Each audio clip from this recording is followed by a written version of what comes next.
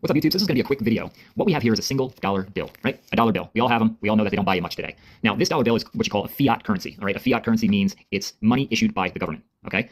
It's backed by nothing. It's just money that is printed at will and manipulated by the government. And the more that they print and the more that they pump into the system, basic supply and demand, the weaker this gets, the less value it has.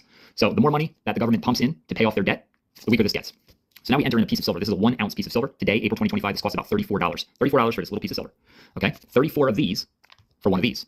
Well, why would you want to trade 34 of these for one of these? Well, if we look at what's been happening over history to the value of this US dollar, if we step back, it's going down, all right? It's kind of like walking downhill with a guy playing with a yo-yo. It goes up and down, but over the long term, it's going down. Now, silver is the exact opposite.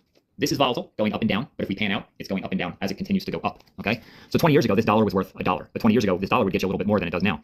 20 years ago, this was probably worth about $15, okay? Today, this is worth 34. This is worth $1 still, but it buys you even less than it did 20 years ago. Fast forward to 20 years. This will probably double or triple in value. This will probably be $100 per ounce, maybe more. Could be 500, could be 1,000.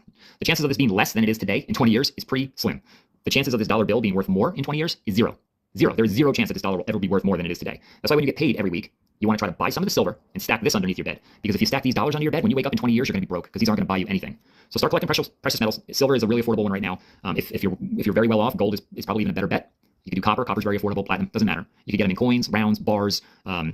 It doesn't matter what it is. It's silver is silver. Now, when we're looking at being able to resell it down the road, you probably want to go with something like an American Eagle or a coin because they typically are easier to sell. But if they melt down the silver into its raw form, silver has its price and you're going to get the melt price no matter what.